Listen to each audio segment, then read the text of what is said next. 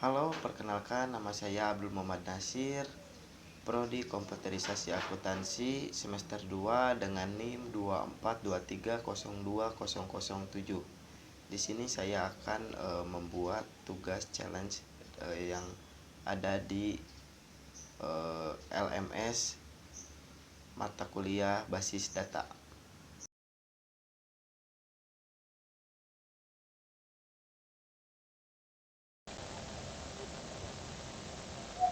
Oke, langsung saja terhadap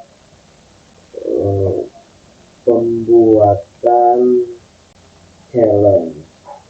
Kita buka PHP MyAdmin. Oke, di sini tanpa perlu berlama-lama, langsung saja kita akan membuat tutorialnya. Di sini kita akan membuat database terlebih dahulu. Kita membuat database dengan nama db Abdul MNSR. Kita klik. Oke, di sini sudah ada db abdl MNSR. Di sini langsung kita membuat tabel MHS-nya. Tapi di sini saya tidak membuat dengan manual, tapi membuat dengan kode SQL. Karena saya sudah menyiapkan kode SQL-nya, maka dari itu saya akan mengcopy paste-nya di sini. Nah, di sini ada keterangan free table. Di sini digunakan untuk membuat tabel baru di database. Lanjut, kita ada kolom ID. Di sini dengan tipe data integer.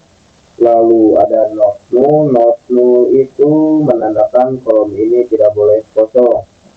Dan ada auto increment yang menandakan bahwa di kolom ini akan otomatis bertambah setiap kali data baru ditambahkan. Lalu ada nama. Tipe datanya pasang dengan panjang maksimal 30 karakter dan colet UTF-8 MD4 ini digunakan untuk pengaturan kolase yang memungkinkan dukungan karakter. Di sini ada not null.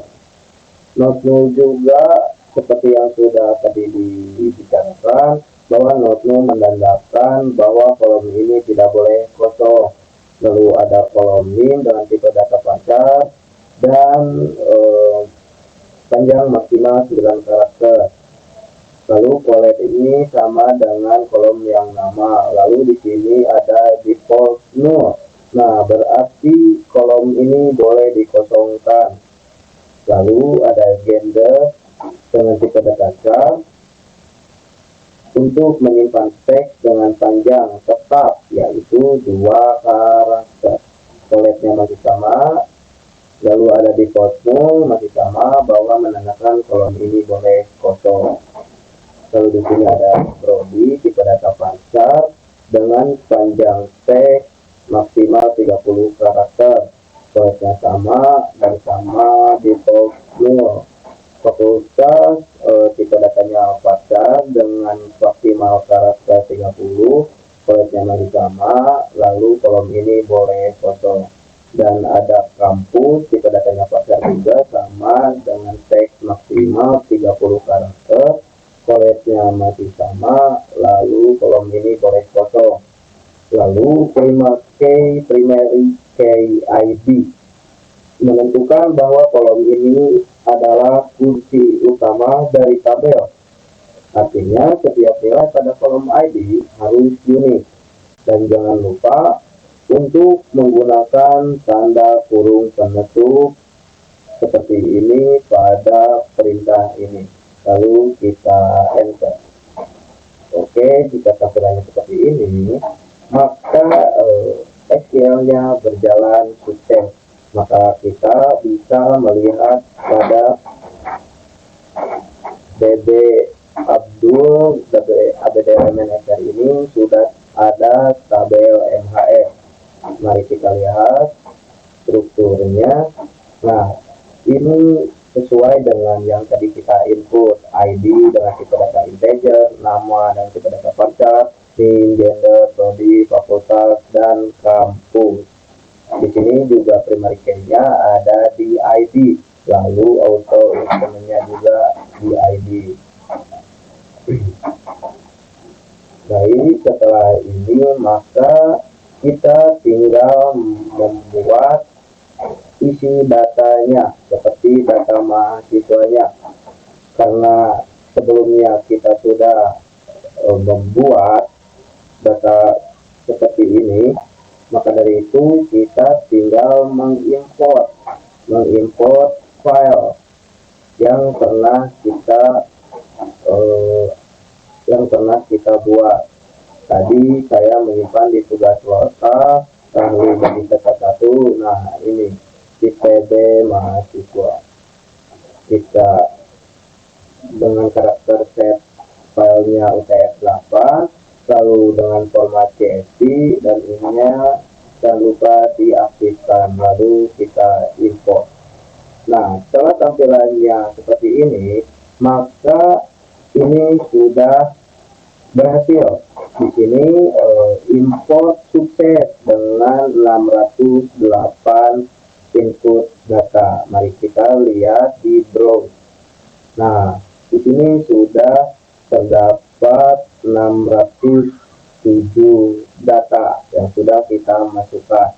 Lalu setelah ini kita akan masuk kepada PHP-nya, kode untuk menampilkan data yang ada di sini ke dalam web dengan menggunakan Visual Studio Code.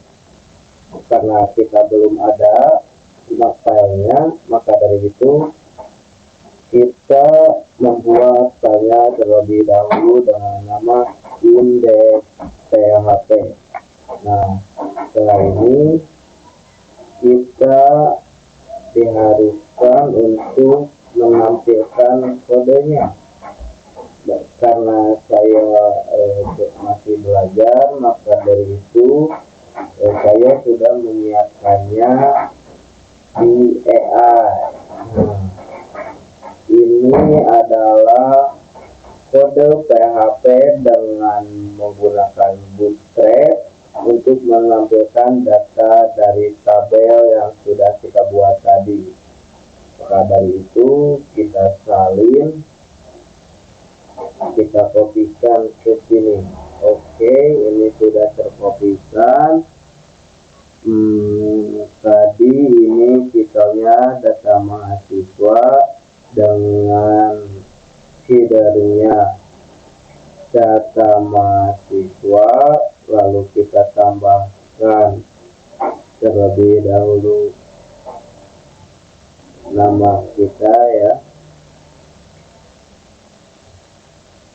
Abdul Muhammad Nasir dengan NIM 24230207,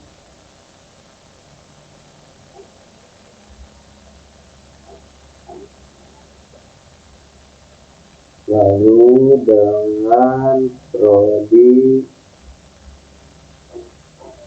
komputerisasi akuntansi.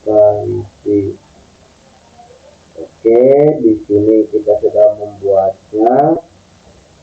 Ada headernya dengan nama kita, prodi, NIM, dan judulnya data mahasiswa.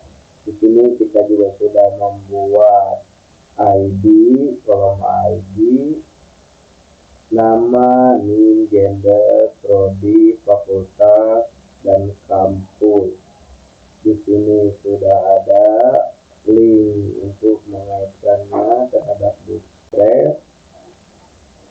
Lalu ini kita sudah memanggil dari TBMHS. Lalu ini juga sudah memanggil output dari setiap barisnya. Lalu jika sudah begini kita Ctrl Shift S.